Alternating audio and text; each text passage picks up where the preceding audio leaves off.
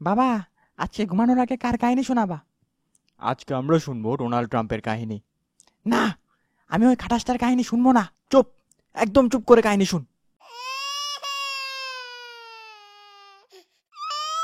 তোরে নিয়ে এত মহাবিপদে পড়ছি, কান্না থামা। ওই, কান্না থামা। আচ্ছা বল, কার কাহিনী শুনতে চাস? Pablo Escobar.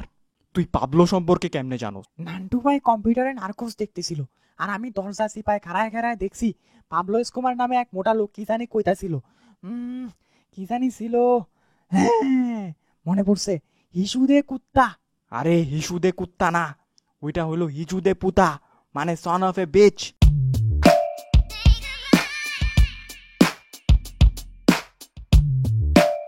স্বাগতম বাংলাদেশি জনগণ to a brand new episode of Desi mocking. আজকে আমরা আলোচনা করব একটি বাস্তব কাহিনী নির্ভর জনপ্রিয় টিভি সিরিজ নার্কোস নিয়ে। সিরিজটি মূলত ড্রাগ ট্রাফিকিং নিয়ে। ড্রাগ রিলেটেড টিভি সিরিজগুলোতে সাধারণত 3টি কমন ম্যাটেরিয়াল থাকে: সুন্দর নারী, দুর্দান্ত অ্যাকশন এবং ড্রাগস। নার্কোস টিভি সিরিজটির প্রথম 2 সিজনের মূল ক্যারেক্টার ছিল পাবলো এসকোবার। আজকে আমরা পাবলো এসকোবার রিলেটেড সবকিছু নিয়ে আলোচনা করব। I mean to say everything about Pablo Escobar. Pablo Escobar 1949 সালের 1 ডিসেম্বর কলম্বিয়ার এন্টিওকিয়া প্রদেশের রিও নিগ্রো শহরে জন্মগ্রহণ করেন।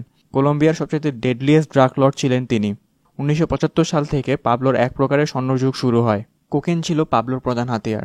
এই কোকেন দিয়ে পুরো কলম্বিয়া কাঁপিয়ে দিয়েছিলেন তিনি। তার এই কোকেনের প্রভাব এতটাই প্রকট ছিল যে গোটা কলম্বিয়া আর আমেরিকার প্রতি 5 জনের 4 জন পাবলোর কোকেন নিত। পাবলোর কোকেন শিপমেন্টের পদ্ধতিগুলোও ছিল অভিনব। প্লেনের চাকার ভেতরে কোকেন ভরে তা পাঠিয়ে দিতেন দেশের বাইরে। এর জন্য বেশ মোটা অঙ্কের টাকাও দিতে হতো বিমানের ক্রুদের। এরপর যখন ব্যবসা লাগামহীন ঘোড়ার মতো দৌড়াতে শুরু করলো, তখন নিজেই কিনে নিলেন গুনে গুনে 15টি বিমান। এসকোবার ছিলেন 4000-এর অধিক মার্ডারের প্রত্যক্ষভাবে আসামি। এর মধ্যে ছিল 200-র অধিক বিচারক আর 1000 পুলিশ, সাংবাদিক, সরকারি কর্মচারী। পাবলো সেসব পুলিশকে খুন করতেন যে পুলিশ তার নামে ওয়ারেন্ট লিখেছে। তিনি সেসব পুলিশকে খুন করতেন যে পাবলোর প্লাতা আর প্লোমো নীতিকে ভঙ্গ করত। Plata o plomo. প্লাতা ওর প্লোমো ছিল এসকোবারের বিজনেস স্ট্র্যাটেজি।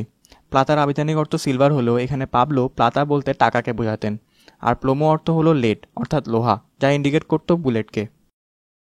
প্রতি মাসে $2,500 শুধু রাবার ব্যান্ড কেনা লাগতো টাকা বাঁধাইয়ের জন্য। এত পরিমাণে টাকা ছিল পাবলো এসকোবারের। প্রতিদিন 15 টন কোকেন পুরো বিশ্বে সরবরাহ করতেন তিনি। পরপর 7 বার শীর্ষধনীর তালিকায় এসেছেন তিনি। সিরিজের একটি এপিসোডে দেখানো হয়েছে কনকনে শীতের মধ্যে পুলিশের হাত থেকে বাঁচার জন্য পাবলো তার পুরো পরিবারকে নিয়ে আশ্রয় নেয় পাহাড়ের চূড়ায়। মেয়েকে শীতের হাত থেকে বাঁচাতে হাতের কাছে থাকা ব্যাগের প্রায় $2 মিলিয়ন পুড়িয়ে দেয় পাবলো।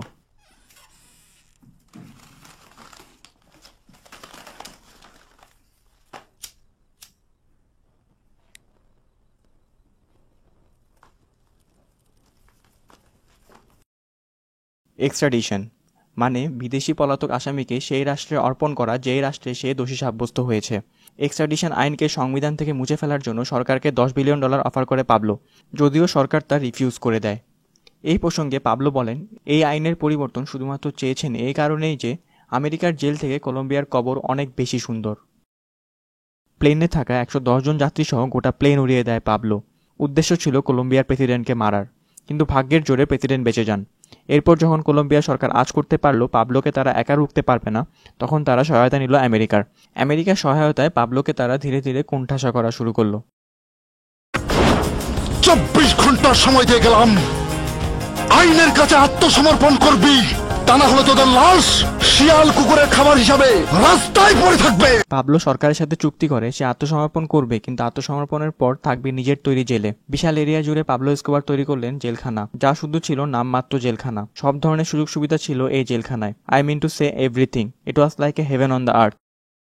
নার্কোস টিভি সিরিজের সিজন 2-এর লাস্ট এপিসোডে পাবলোর মৃত্যুর দৃশ্য দেখানো হয়, যা ছিল কোটি কোটি দর্শকদের জন্য খুবই প্যাথেটিক।